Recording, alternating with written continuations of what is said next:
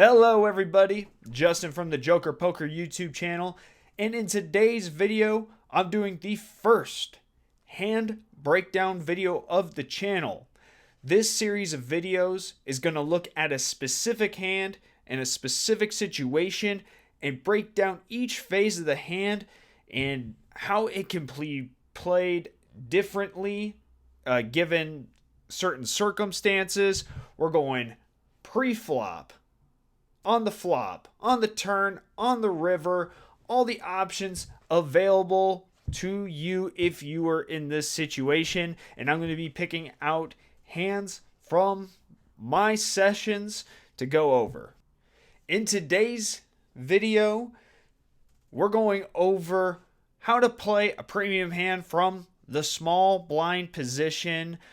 This hand was taken from a casino that actually told me I could not film any vlogs. So instead of putting out a long vlog, I still wanted to make use of these videos. So I thought I'd pick out some interesting hands that I've played at this casino. So without further ado, let's go ahead and jump into the hand. Things have been going pretty well for me so far this session, and I look down at pocket queens in the small blind, the third best hand in No Limit Texas Hold'em. There is an under the gun one open to $16. The hijack calls the $16. Then it gets to the button, who decides to raise it up to $50. Now it is on me, and I have an interesting decision to make. So now it's on me in the small blind, and the first thing I like to do in these situations is take a look at the other player's stack sizes. The under the gun one player who opened, he's got around 320. The hijack player who called the 16, he's playing a little bit over 200, maybe 220-ish. Then the button player who 3-bet to 50, he's playing 200 total, so he's got 150 left behind. So there's two options for me here. I can either 4-bet or fold.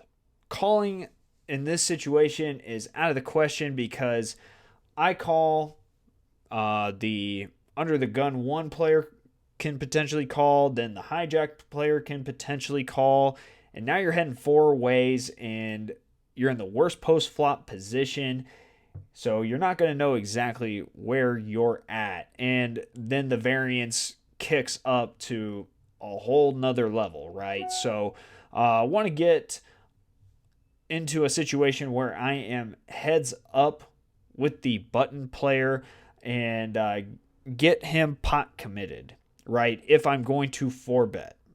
So this button player, what is he going to have in this situation? The worst hand that he's going to have is probably ace-king offsuit, right? I would say ace-queen, but I've got two queens, right? So he's got ace-king plus, right?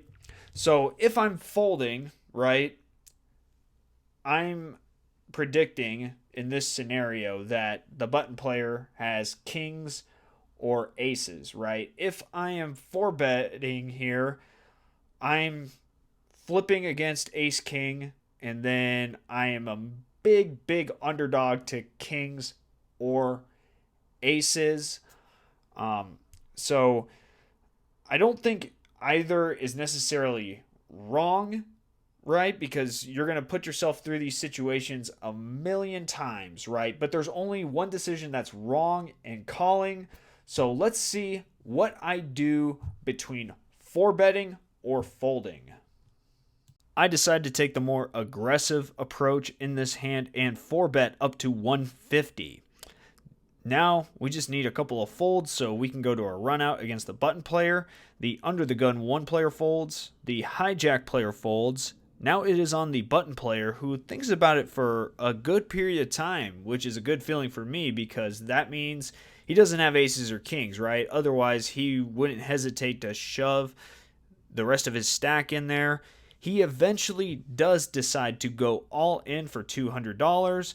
I make the snap call. Everything is going according to plan. until we open up our hands, and it turns out he does have pocket kings, but we get bailed out here when we flop a set, and the rest of the run out is clean, and we end up taking down a pretty good sized pot. Not gonna lie to you guys, when he turned up the pocket kings, I was like, but we do end up winning this hand, hitting a 2-outer there on the flop. But we don't want to be results oriented. We want to be able to make the right decisions over the long term. Meaning, if I was in this same scenario another million times, I want to be able to correctly fold or correctly 4-bet. So perhaps in the future, if I'm in a similar situation, I fold that hand, knowing what I know now, learning from this experience, right? So tell me what you guys would do if you were in this particular situation in the comments. Very curious to hear what you guys think. But we don't want to be perfectionists necessarily, but you do want to keep improving your game, and I hope that putting these hand breakdown videos will help me improve my game and help you guys improve your game as well. I want to thank you guys for checking out this video and watching the channel. If you guys like what I'm putting out here, I'm going to be doing more poker vlogs, these hand breakdowns, as well as discussing some topics in the game of poker and in the casino industry as a whole. So feel free to subscribe, like the video. It helps get it out there in the YouTube algorithm. Once again, guys, thank you very much for tuning into this video, and have yourselves a great rest of your day.